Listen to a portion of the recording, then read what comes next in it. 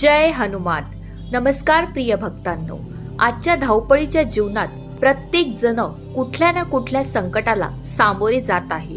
कधी मनात भीती असते, कधी असुरक्षितता असते, तर कधी आयुष्यातील अडचणी आपल्याला खूप त्रास देतात.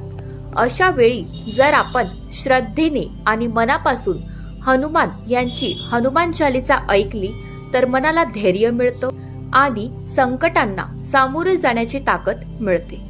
असा विश्वास आहे की जो कोणी हनुमान चालीसा रोज ऐकतो त्यांच्या आयुष्यातील नकारात्मकता कमी होते आणि त्याला आत्मविश्वास, शक्ती आणि संरक्षणाची भावना मिळते. जर तुम्हालाही आयुष्यात वारंवार अडचणी येत असतील, भीती वाटत असेल किंवा मन अस्वस्थ असेल तर हनुमान चालीसा तुमच्यासाठी अत्यंत प्रभावी ठरू शकतो.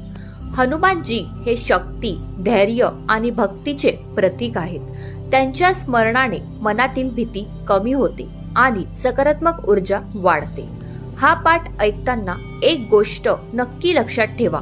मन शांत ठेवा, डोळे बंद करा आणि पूर्ण श्रद्धेने शेवटपर्यंत ऐका. आणि व्हिडिओ सुरू करण्यापूर्वी कमेंट मध्ये जय हनुमान नक्की लिहा. चला तर मग प्रिय भक्तांनो, सुरू करूया ऐकायला पवित्र हनुमान चालीसा. श्री गुरु चरण सरोज रज, निज मन मुकर सुधारी. बरनौ रघुबर विमल जसु, जो दायक फलचारी. बुद्धहीन तनु जानिके, सुमीरो पवन कुमार. बल बुद्धि विद्या देहु, मोई हरु क्लेश विकार. जय हनुमान ध्यान गुण सागर, जय कपीस तिहु लोक उजागर. रामदूत अतुलित बलधामा, अंजनी पुत्र पवन सुत नामा. महावीर विक्रम बजरंगी, कुमति निवार सुमति के संगी. कंचन बरन विराज सुबेसा, कानन कुंडल कुंचित केसा. हाथ ब्रजाओ ध्वजा विराजे, कांधे मुंज जनेऊ साजे. शंकर सुवन केसरी नंदन, तेज प्रताप महाजगवंदन. विद्यावान गुणी अति चातुर, राम काज करिबी को आतुर. प्रभु चरित्र सुनिबी को रसिया, राम लखन सीता मन बसिया. सूक्ष्म रूप धरि सिंह दिखावा, विकट रूप धरि लंक जरावा. भीम रूप धरि असुर संहारे, रामचंद्र की काज सवारे. लाय संजीवन लखन जिजाए, श्री रघुबीर हर्ष उर लाए. रघुपति किन्नी बहुत बढ़ाई, तुम मम प्रिय भरतहि सम भाई. सहस बदन तुम्हरो जस गावे, अस कहि श्रीपति कंठ लगावे. सनकादिक ब्रह्मांड मुनीसा, नारद सारद सहित अहिसा. जम कुबेर दिक्पाल जहाते, कवि कोविद कहि सके कहाते. तुम उपकार सुग्रीवहि किन्हा, राम मिलाय राजपद दीन्हा. तुम्हरो मंत्र विभीषण माना, लंकेश्वर भय सब जग जाना. जुग सहस्र जो जन पर भानु, लील्योताहि ताहि मधुर फल जानु।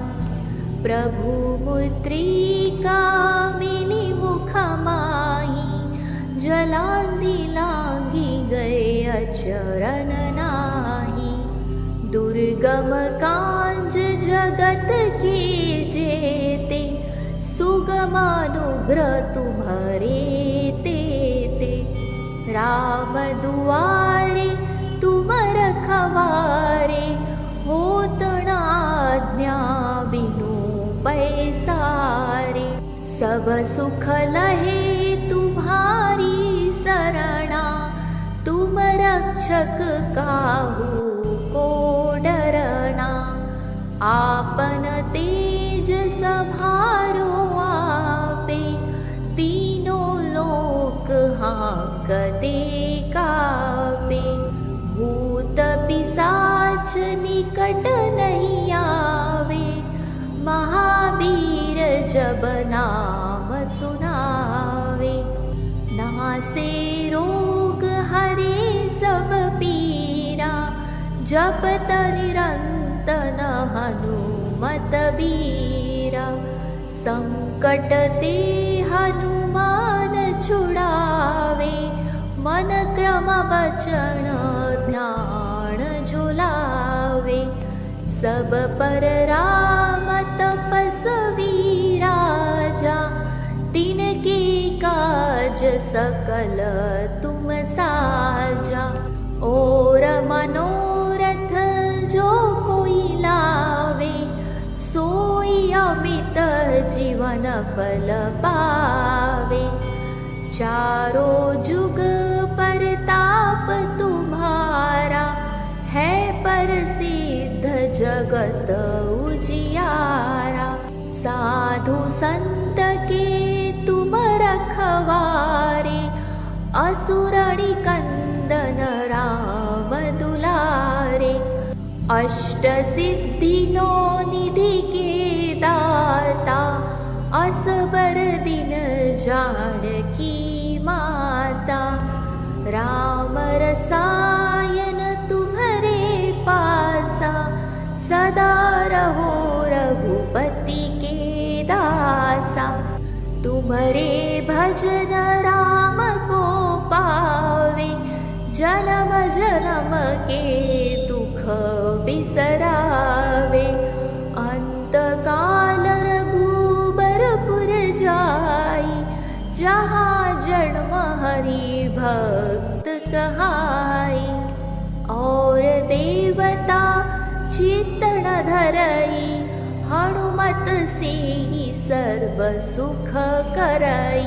संकट कटे मिटे सब पीरा, जो सुमीरे हनुमत बलबीरा। जय जय जय हनुमान गोसाई, कृपा करहु गुरुदेव की नाई। जो सत बार पाठ कर कोई, छुटहि बंदी महा सुख होई। जो यह पढ़े हनुमान चालीसा, होय सिद्धि साखी गौरीसा।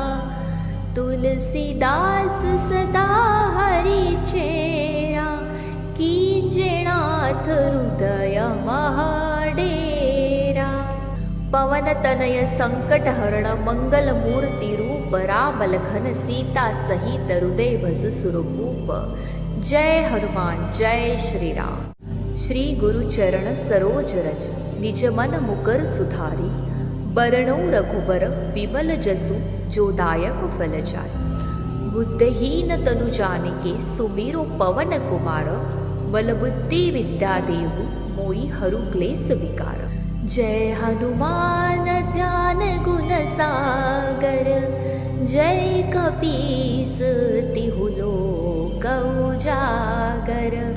रामदूत अतुलित बल धामा, अंजनी पुत्र पवन सुत नामा।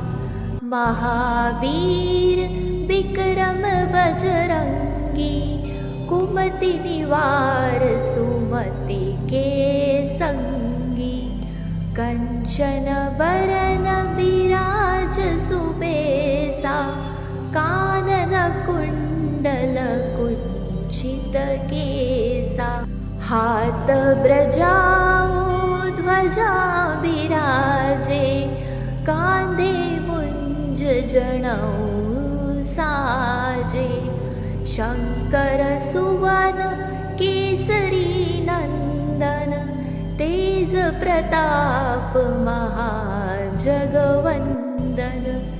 विद्यावान गुणी अति चातुर, राम काज करिबी को आतुर, प्रभु चरित्र सुनिबी को रसिया, राम लखन सीता मन बसिया, सूक्ष्म रूप धरि सिंह दिखावा, विकट रूप धरि लंक जरावा, भीम रूप धरि असुर संहारे, रामचंद्र की काज सवारे, लाय संजीवन लखन जिजाए, श्री रघुबीर हर्ष उर लाए, रघुपति किन्नी बहुत बढ़ाई, तुम मम प्रिय भरतहि सम भाई, सहस बदन तुम्हरो जस गावे, अस कहि श्रीपति कंठ लगावे, सनकादिक ब्रह्मांड मुनीसा, नारद सारद सहित ईसा, जम कुबेर दिक्पाल जहाते, कवि कोविद कहि सके कहाते, तुम उपकार सुग्रीवहि किन्हा, राम मिलाय राजपद दीन्हा, तुम्हरो मंत्र विभीषण माना, लंकेश्वर भय सब जग जाना, जुग सहस्र योजन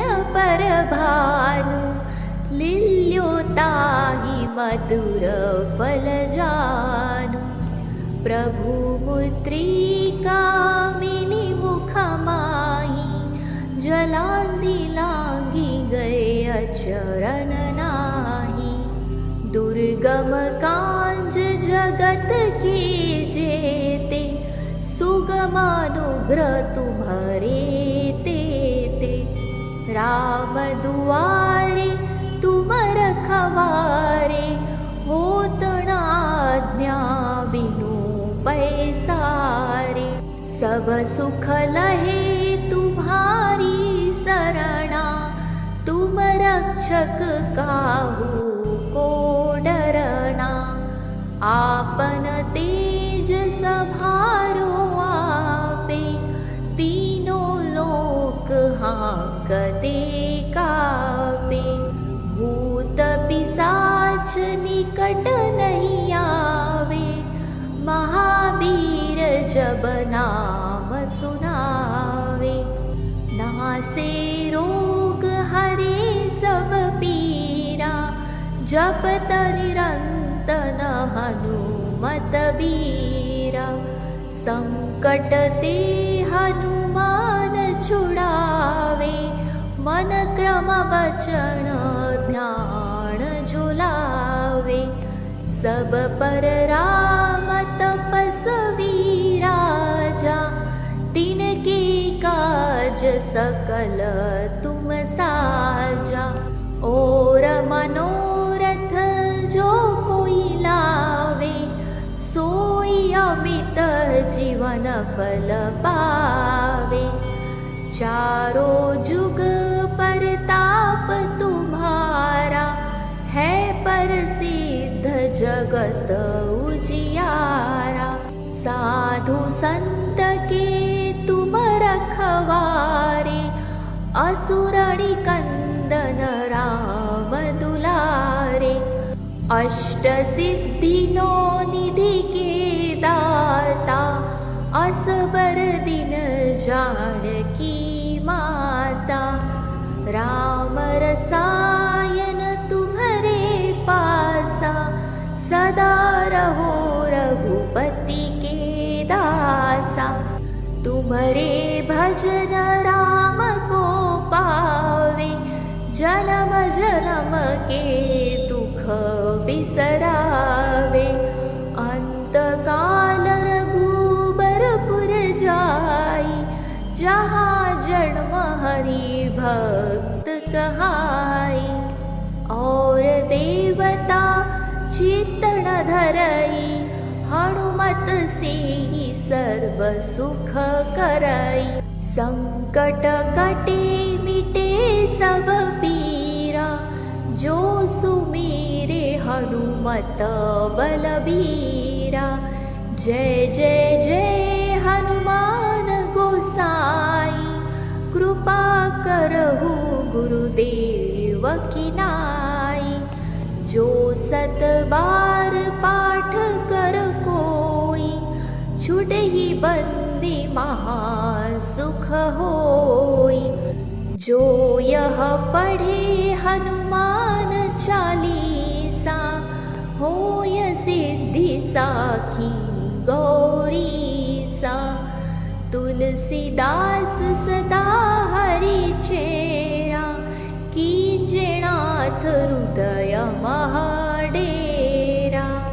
पवन तनय संकट हरण, मंगल मूर्ति रूप। राम लखन सीता सहित, हृदय भसु सुरभूप। जय हनुमान जय श्री राम। श्री गुरु चरण सरोज रज, निज मन मुकर सुधारी। बरनौ रघुबर विमल जसु, जो दायक फल जाई। बुद्धहीन तनु जानिके, सुमिरो पवन कुमार। बल बुद्धि विद्या देहु, मोई हरु क्लेश विकार। जय हनुमान ध्यान गुण सागर, जय कपीस तिहु लोक उजागर। रामदूत अतुलित बल धामा, अंजनी पुत्र पवन सुत नामा।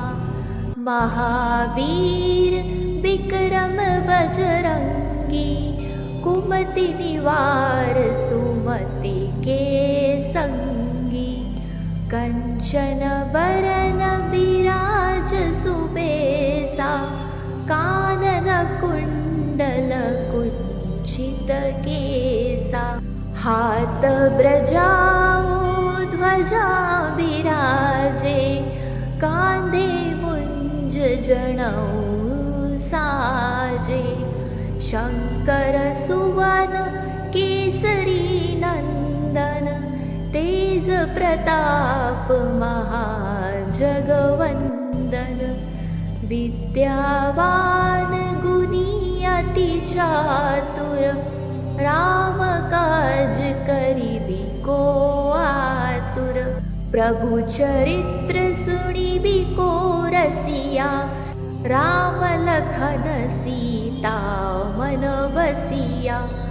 सूक्ष्म रूप धरि सिंह दिखावा, विकट रूप धरि लंक जरावा।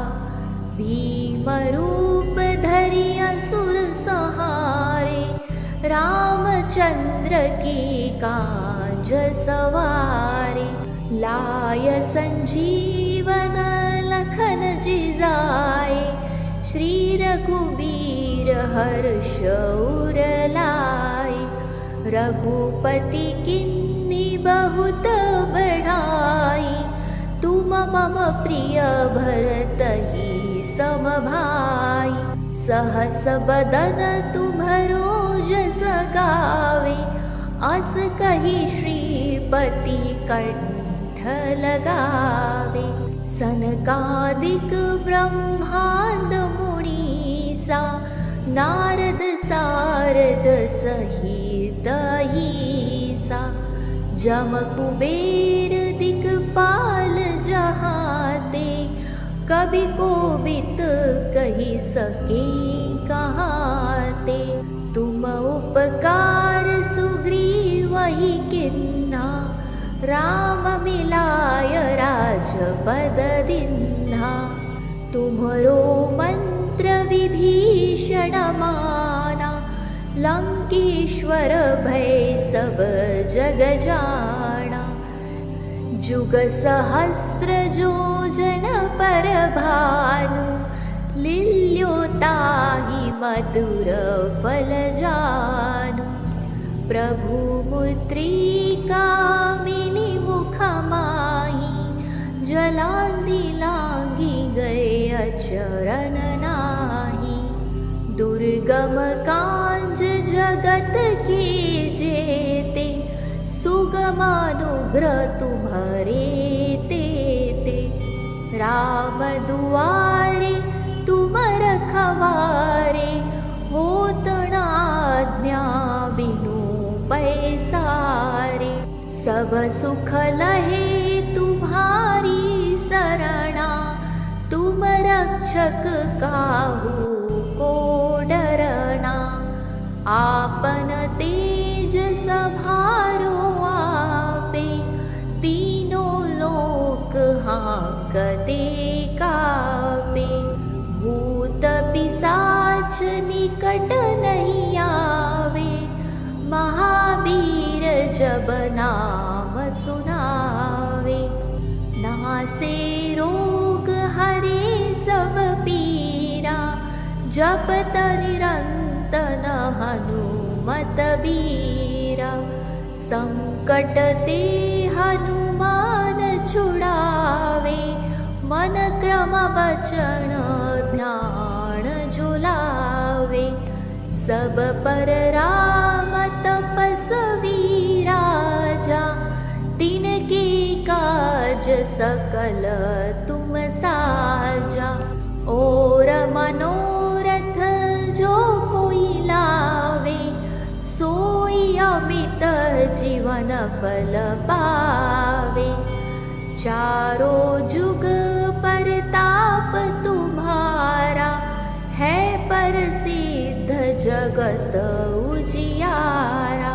साधु संत के तुम रखवारे, असुर निकंदन राम दुलारे। अष्ट सिद्धि नौ निधि के दाता, असबर दिन जानकी माता। राम रसायन तुम्हारे पासा, सदा रहो रघुपति के दासा। तुम्हारे भजन राम को पावे, जन्म जन्म के दुख बिसरावे। अंत काल रघुबरपुर जाई, जहाँ जन्म हरि भक्त कहाई। और देवता चित्तन धरई, हनुमत से ही सर्व सुख करई। संकट कटे मिटे सब पीरा, जो सुमीरे हनुमत बलबीरा। जय जय जय हनुमान गोसाई, कृपा करहु गुरुदेव की नाई। जो सत बार पाठ कर कोई, छुटहि बंदी महा सुख होई। जो यह पढ़े हनुमान चालीसा, होय सिद्धि साखी गौरीसा। तुलसीदास सदा हरि चेरा, कीजे नाथ हृदय महाडेरा। पवन तनय संकट हरण, मंगल मूर्ति रूप। राम लखन सीता सहित, हृदय भसु सुरभूप। जय हनुमान, जय श्री राम।